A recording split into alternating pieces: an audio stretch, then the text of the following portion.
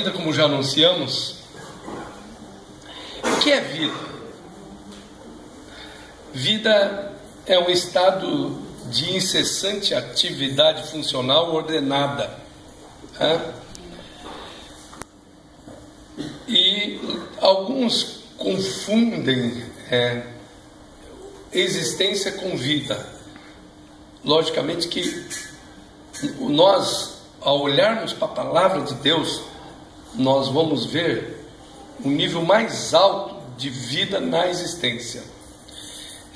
A palavra de Deus, com as suas traduções e transliterações, interpretações, tem alguns critérios, equivalência formal, equivalência dinâmica, tudo para trazer aquilo que a pessoa, que nesse caso aqui é Davi, quer transmitir aquilo que o Espírito de Deus está falando através dessa pessoa. Então, a gente olha para a vida, por exemplo. Existem 3 termos do grego que se afuniram em vida: bios, psique e zoe. Bios, a vida animal; a psique, a vida racional; e zoe, a vida espiritual. Só para que todos tenham uma ideia, colocando isso dentro da Bíblia, quando Jesus diz: eu vim para que tenham vida e a tenham em abundância, ele não está falando de vida bios, ele não está falando de vida psique, ele está falando de vida zoe. Eu vim para que tenham zoe e a tenham em abundância. Quando Jesus diz, aliás, não é Jesus, é João, ele diz: nisso consiste o amor, que ele deu a vida por nós, e nós devemos dar a vida pelos nossos irmãos. A vida que nós devemos dar pelos nossos irmãos não é bios, nem zoe, porque zoe não é nossa, ele colocou em nós. Se você der a sua bios por alguém, você só dá uma vez. Então o termo lá em 1 João 3,16 é psique. E aí as menções para bios, elas são bem grotescas, bem chulas, A gente vê na Bíblia que são poucas as menções para bios. 1 João 2,16, porque tudo que há no mundo, a concupiscência da carne, a soberba da vida, não procede do Pai, mas procede do mundo. Então esse termo vida aí é bios, que é a vida, como dissemos, vida animal. E nós precisamos, como seres de Deus, feitos à imagem e semelhança de Deus, ou seja, parecidos com Ele. Deus é Espírito, Deus é Espírito, embora por nós, na pessoa de Cristo, Ele tenha se tornado homem, e o Verbo se fez carne e tabernaculou entre nós, e isso é Deus se aproximando, chegando a nós, na nossa condição. Então,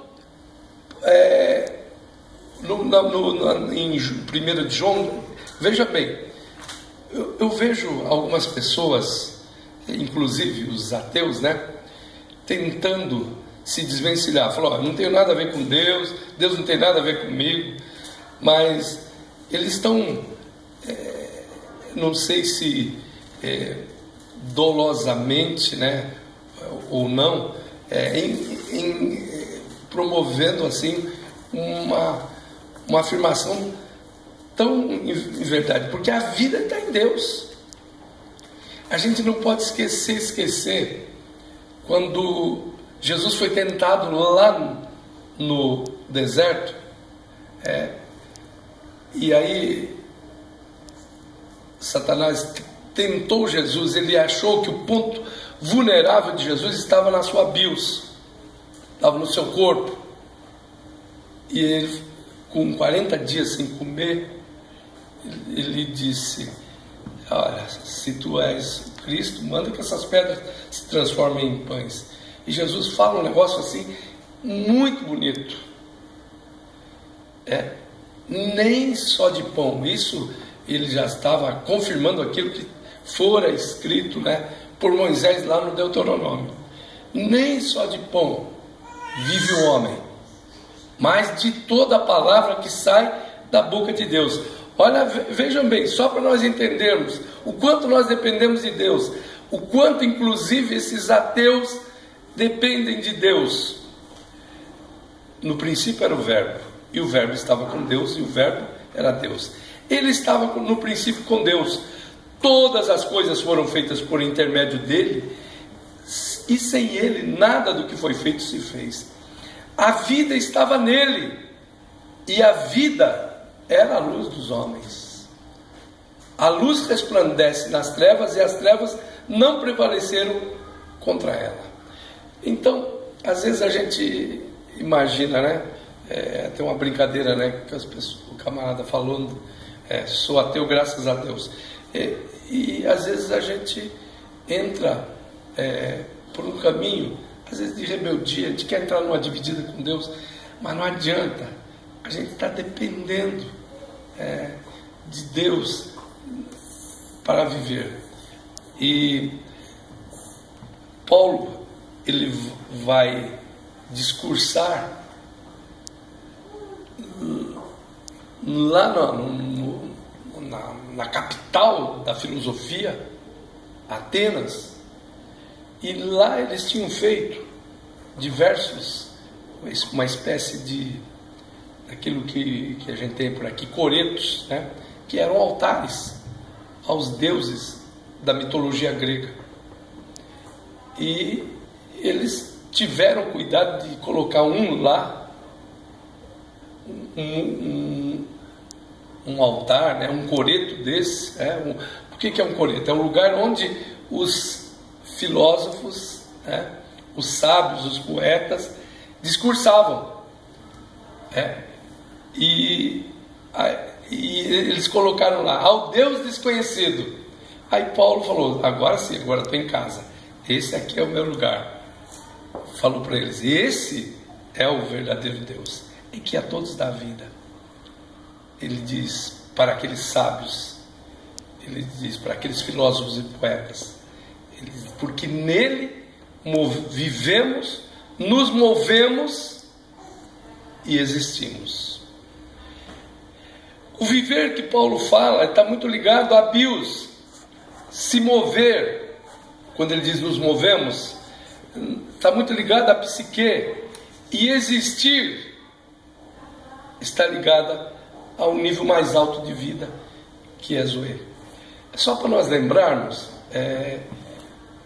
existe um estudioso chamado Maslow, que ele, entendendo muito bem isso, ele instalou uma pirâmide de necessidades.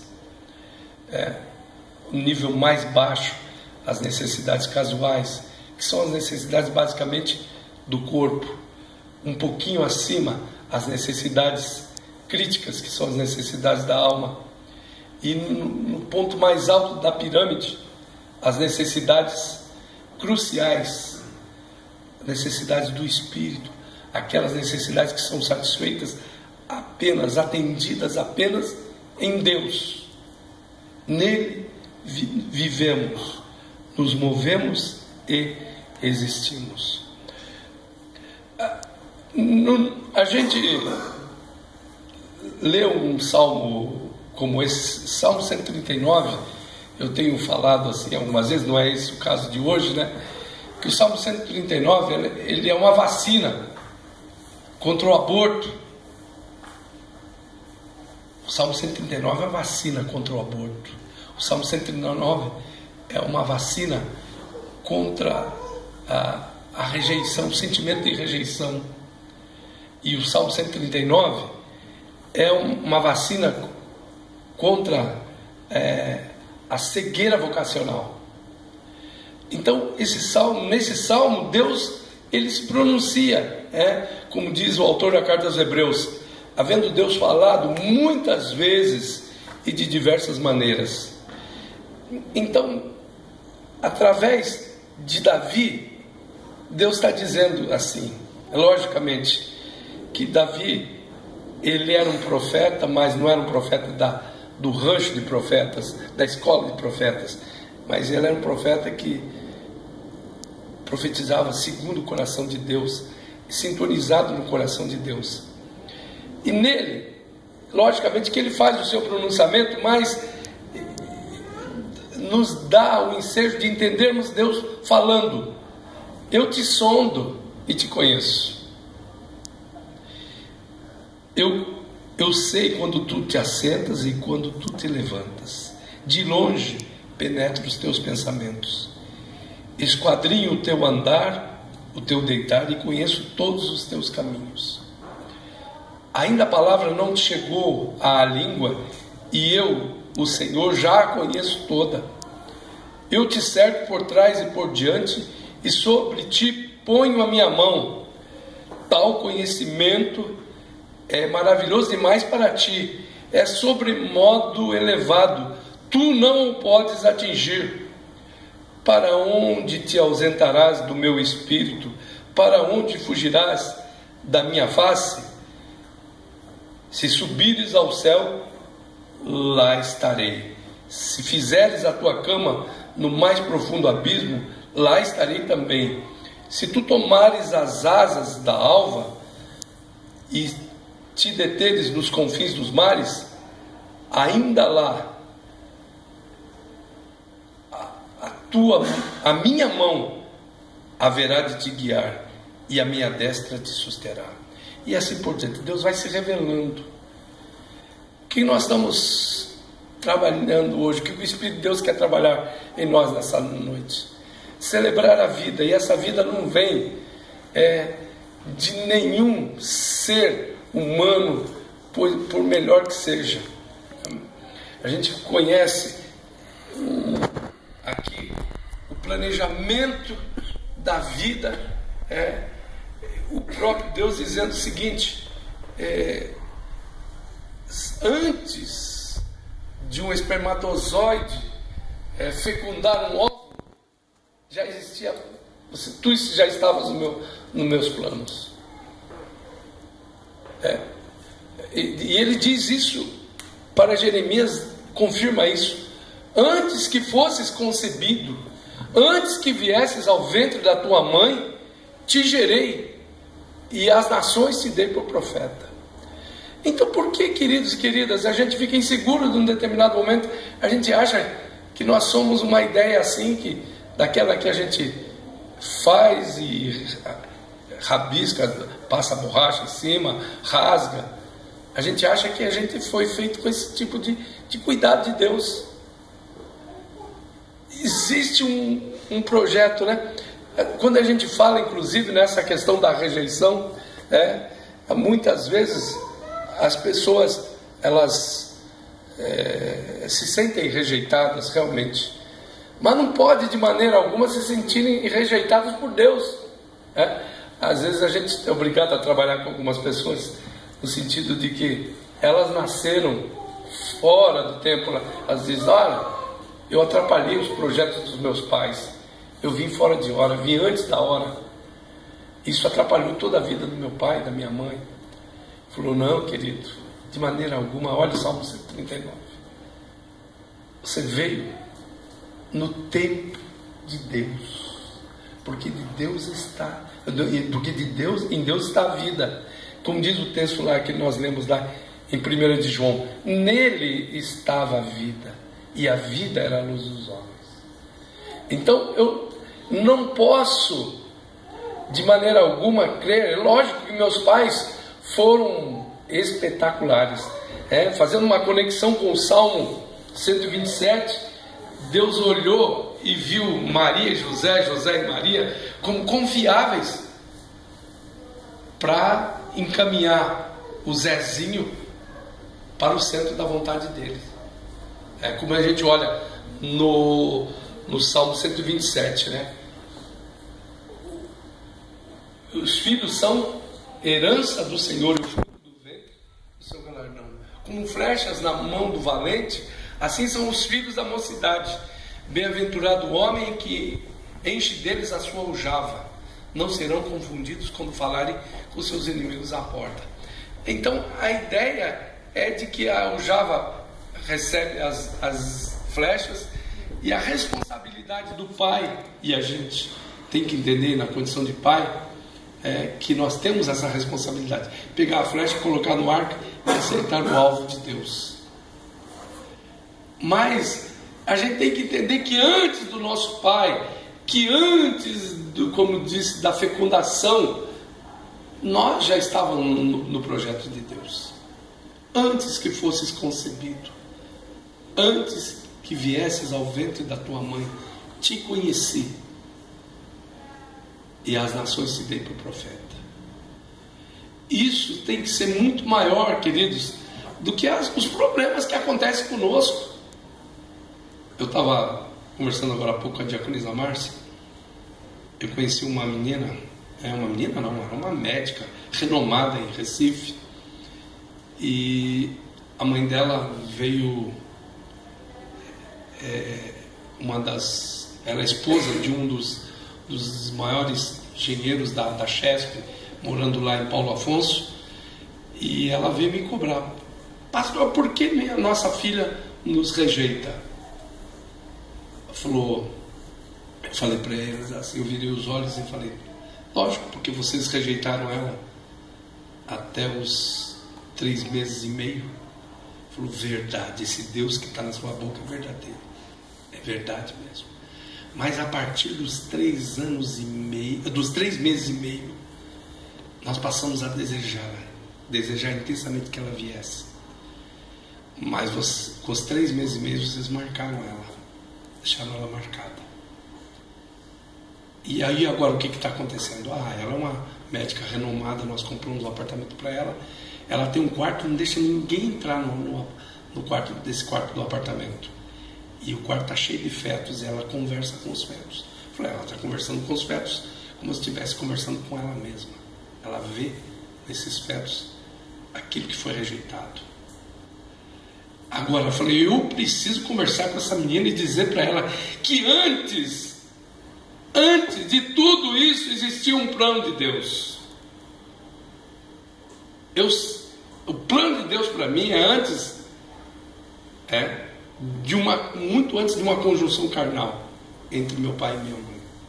Antes que fosses concebido, antes que viesses ao ventre da tua mãe, te conheci, e as nações te dei por profeta.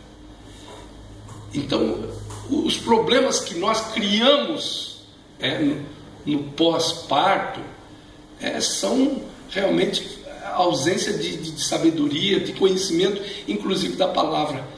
Mas a gente tem que entender que realmente para cada ser humano Deus tem um plano, e ele, como dá a entender no Salmo 127, ele olha para um casal e é confiável. Esse casal é confiável para que eu possa colocar no planeta Terra alguém de bem, alguém que vai fazer a diferença. Por isso que a gente, ao apresentar uma criança, a gente fala assim: eu não sei o que eu estou pegando no meu colo aqui, se eu estou segurando um cientista, um grande missionário, mas Deus sabe. Antes que fosses concebido, antes que viesses ao ventre da tua mãe, te conheci, e as nações te dei por profeta. Os teus olhos me viram a substância ainda informe, e no teu livro foram escritos todos os meus dias, aleluia, cada um deles escrito e determinado quando nenhum deles havia ainda. A gente, além de ter vida, a gente passa a ser um ser pessoal. E interessante a diferença, né? Nós somos ímpares, incomparáveis todos, né? A gente brinca, né? Até um caminhão de japonês, todos vão ter DNA diferente, todos vão ter impressão digital diferente, todos vão ter íris diferente, todos vão ter palma da mão diferente, todos vão ter um ritmo no andar diferente, porque são maneiras que Deus colocou para que nós fôssemos únicos, e consequentemente com um plano para ser executado, para que nós sejamos bênção no planeta Terra. pessoas, a partir do momento, a questão da pessoalidade, pensar, sentir, querer, ter vontade própria, ter consciência própria, a gente vai adquirindo dessa maneira, né? Existe uma evolução, um fluxograma na vida humana. A pessoalidade, da pessoalidade vem o temperamento, a partir do temperamento uma personalidade, e a partir de uma personalidade um caráter. Então a gente acaba tomando caminhos bem diferentes, mas no fim a gente vai chegar à conclusão de que esse é o caminho de Deus. Lógico que existem algumas pessoas que se rebelam contra Deus, mas eu não estou falando para pessoas rebeldes, eu estou falando para pessoas que procuram acertar. Eu estou falando com pessoas que estão voltadas para entender qual é o centro da vontade de Deus, entender, como diz Paulo em Romanos 12, 1 e 2 lá, entender qual é a boa, agradável e perfeita vontade de Deus. No Salmo 139 ele fica mostrado que a fecundação não é o início da vida. A fecundação não é o início, biologicamente sim, mas a vida plena ela se inicia na mente de Deus, como diz Paulo no hino de adoração. A profundidade das riquezas, tanto da sabedoria como da ciência de Deus, quão insondáveis são os teus juízos e quão inescrutáveis os seus caminhos.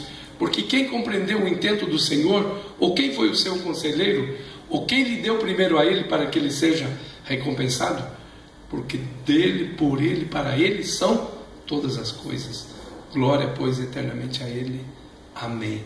Então, nós temos que entender que o que Deus planejou para a nossa vida é sim aquilo que precisa e deve ser celebrado. Essa diferença, as pessoas que têm os seus problemas, né?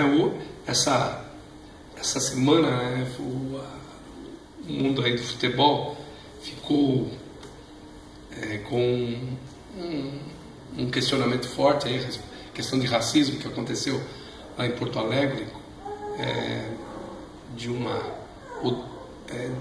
odontóloga, né, que chamou o goleiro Aranha de macaco, né? E isso foi realmente, ela perdeu imediatamente o serviço que tinha na Brigada Militar, e esse processo vai ser longo. Às vezes a gente tem uma visão completamente diferente.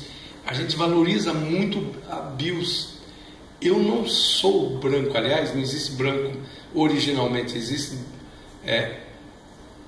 amarelo, negro e vermelho, os três filhos de Noé, Sem, Cã e Jafé. Mas eu não estou, eu seria um vermelho, eu não estou vermelho, eu não estou branco. Assim como alguém que foi filho de Cã, que foi para um local, um clima tropical, muito calor, a pele foi ficando cada vez mais modificada, escurecendo. Isso tudo é estar, isso não é ser. Eu estou, mas eu não sou. Então a palavra de Deus nos diz que o meu povo sofre, o meu povo pereceu porque lhe faltou conhecimento. Então, se nós olhássemos nessa celebração para a vida e ver que nós estamos realmente numa transição, que nós dependemos de Deus, nem só de pão vive o homem, mas de toda a palavra que sai da boca de Deus. E João diz: amados, ainda não é manifestado o que havemos de ser, mas sabemos que quando Ele se manifestar, seremos semelhantes a Ele, porque assim como o veremos. Então, esse ser, ele será definitivamente implantado em nós dentro de pouco tempo. Mas enquanto isso não acontece, nós temos que celebrar a vida por sermos realmente ímpares, como dissemos, incomparáveis, únicos, cada um de nós. Bilhões de seres humanos no planeta Terra, únicos, ímpares, incomparáveis. E Deus tem um plano para cada uma dessas criaturas. Deus tem uma maneira de administrar o planeta com o qual Ele coloca capacitações diferenciadas nos seres humanos. Em relação à igreja, Paulo diz, olha, não existe só mão, não existe só dedo, não existe só perna, existe todo o corpo, e todos nós então temos a nossa importância.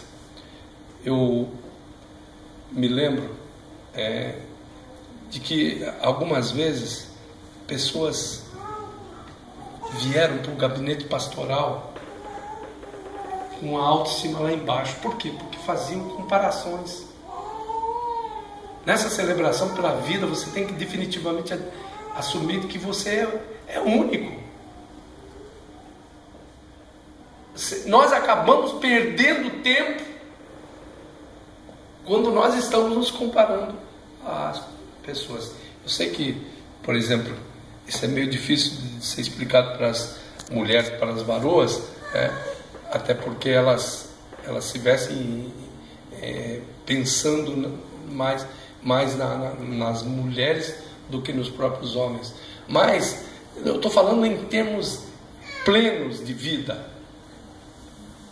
Ao olhar, ao parar aqui, eu recomendei algumas vezes para algumas pessoas, você vai pegar esse Salmo 139 e vai lê-lo, vai comê-lo, vai digeri-lo, até que você entenda o quanto isso é importante. Existe um cântico do pastor Armando Filho, que a gente cantou há muitos anos atrás, e continua cantando, logicamente. Quero que valorize o que você tem. Você é um ser, você é alguém tão importante para Deus. Nada de ficar sofrendo angústia e dor com esse seu complexo interior, dizendo às vezes que não é ninguém. Eu venho falar do valor que você tem.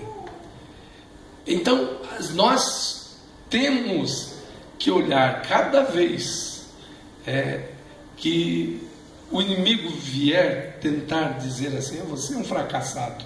Aliás, ele é tão sagaz, ele é tão sutil, que ele não entra na terceira pessoa dizendo, você é um fracassado, você está passando pela vida, não vai deixar nada. Ele não vai dizer dessa maneira, ele vai falar na primeira pessoa, para que nós pensemos que somos nós que estamos pensando isso, para que assumamos como se fosse nossa essa imaginação negativa de derrotismo, Ele coloca isso, mas cada vez que essas ideias vierem na sua mente, você sabe de onde está vindo. Ele sim é um fracassado, agora você não. Você é a obra-prima dos caminhos de Deus. Você foi feita à imagem e semelhança de Deus. Deus tem um plano para a sua vida. E aí você tem que rechaçar, mandar de volta. De onde veio, volta. Eu sou realmente importante para Deus. Eu vim para esse planeta em condições especialíssimas.